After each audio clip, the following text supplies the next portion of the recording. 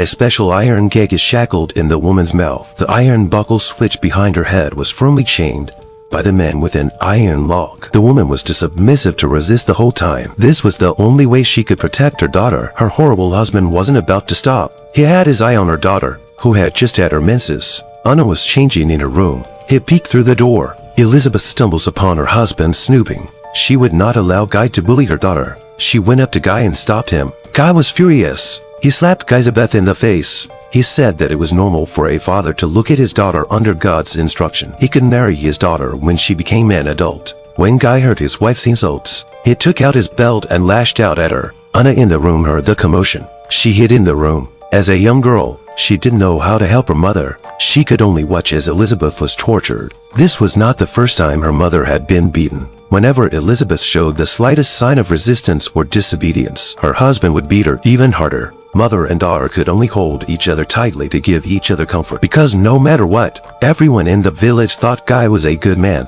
Guy was the priest of the village. He is the closest person to God here. Guy often helps the villagers to solve their problems and shouted about faith and propaganda. The more Guy spoke on stage with great passion, Anna was reminded of the evil they did at home. She couldn't understand why her mother kept her mouth shut. Elizabeth became a muzzled sinner in the eyes of the villagers. Anna said she would never wear this thing like Elizabeth did. She would rather die. With tears in her eyes, Elizabeth seemed to understand something. She turned around and left her seat. Guy on stage is still preaching that a woman must love her husband, and the husband must govern his wife's mind. The next moment, Elizabeth was hanging in front of the crowd. Anna gasped for air. She regretted what she had said to her mother, but Guy on the stage was not a bit sad. Instead, he turned Elizabeth into the poster child for bad examples. He said she had defiled the sacred church. She deserved to kill herself. Anna breathed heavily. She blamed herself for her mother's death. She was afraid for her future life. And so it was.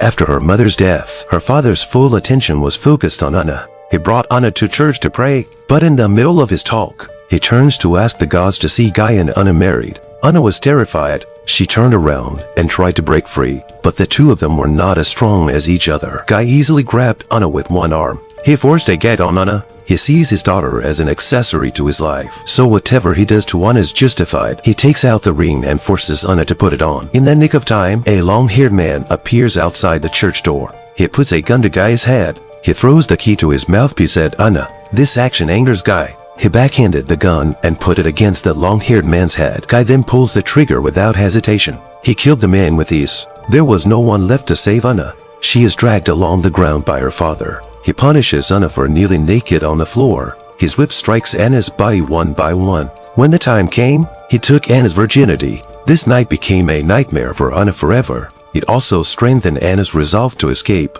The girl was whipped by her father for having her period. In his opinion, it was the beginning of a woman's unholiness. While his wife and daughter were taking a bath, he opened the door and burst into the room without scruples. Scared, Anna puts her hands in a defensive position and holds herself. Guy outrageously says that Anna's lower body blood drives away her purity. Men will find her attractive. He warns Anna not to go out anymore. The mother argues for her daughter, but she ends up with her clothes removed and a severe beating with a whip. What's worse is that Guy makes his daughter wait on him in the bath. His treatment of his daughter after his wife's death is even more horrible. Anna just wants to run away from her father. She ran away from her father in the early morning before he woke up. Eventually, she fainted in the desert because she was exhausted. When she woke up again, she found herself on a wagon. Anna thought she was lucky, but the other man saw how beautiful she looked and had evil intentions. He sells Anna to a tavern in town. Anna did not yet realize the danger. She only thought that here she would have food and a place to sleep,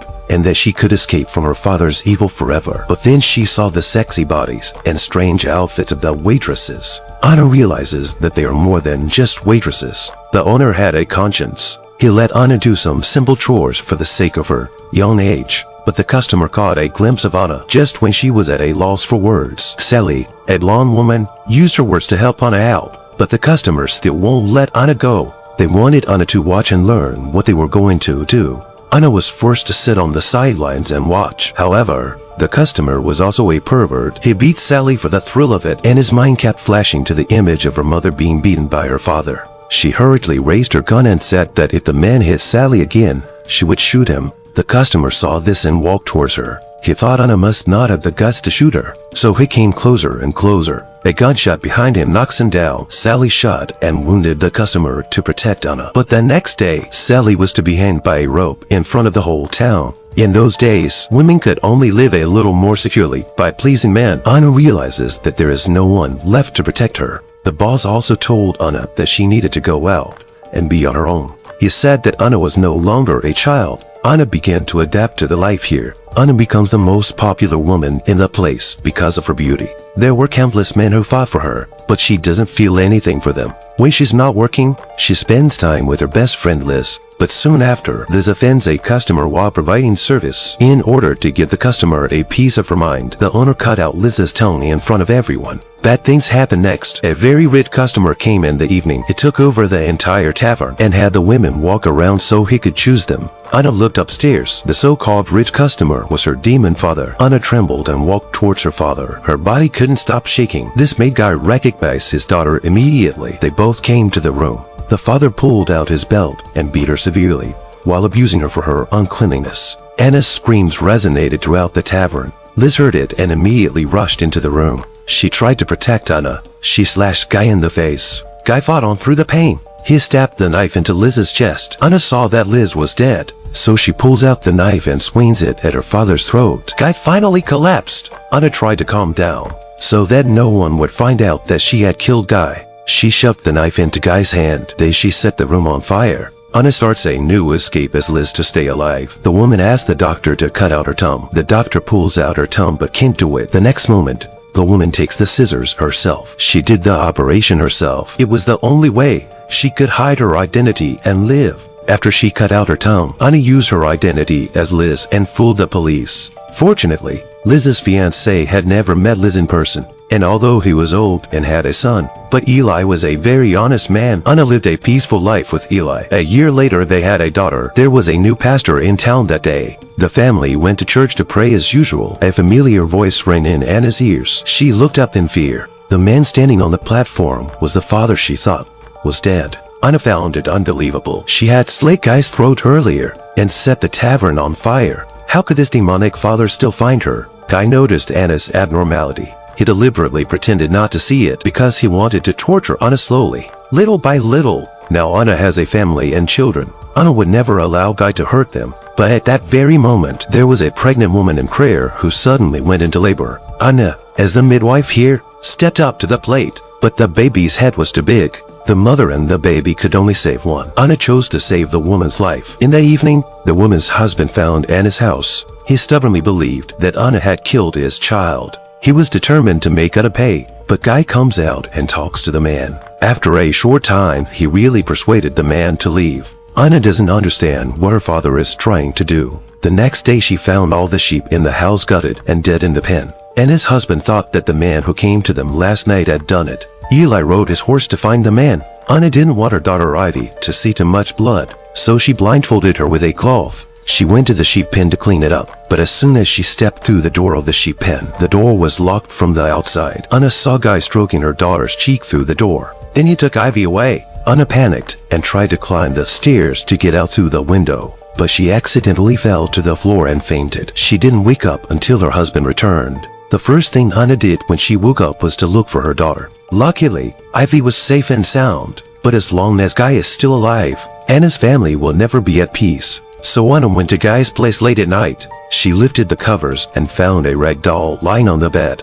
Anna felt bad and rushed home. She found that her husband had been killed by Guy. Her house was also set on fire. Anna took her daughter to her father-in-law's house. She entrusted Ivy to her father-in-law's care. She defends her family at the door with a gun. Guy walks towards Anna step by step and sarcastically calls Anna incompetent. Guy says he'll take his little granddaughter away eventually. Anna immediately realizes that something is wrong. By the time she found her father-in-law again, he was already dead. Anna was also tied up by her father. She watched as Guy came closer to her daughter. Anna's strength was incredible. She flicked her hands over and broke free of the ropes. She threw the oil lamp at her father. Anna kept firing her gun at Guy so that she would never see him again. This terrible farce finally ended, just when Anna thought she and her daughter could live in peace. The police found her. Anna settled her daughter into the boat with them. She knew it was basically impossible for her to stay alive. Anna took a leap into the water. She had been trapped in her father's clutches since she was a child. She watched as her mother was beaten. She was bullied by her father. Many times in her midnight dreams, Anna was on her knees. She couldn't escape her father's whip. Perhaps the end was a relief for Anna. Guy was a priest that everyone respected, but in his private life, he was a brutal demon. People always imagine that there are 100 kinds of good in people, but they don't realize that there are 10,000 kinds of evil in human nature. The only thing that is fortunate is that Anna tried her best not to extend the tragedy to her daughter. Although Anna never escaped her father's grasp in her life, but she was a brave woman who fought against injustice with a strong consciousness and gave her daughter the blessing of a brave woman.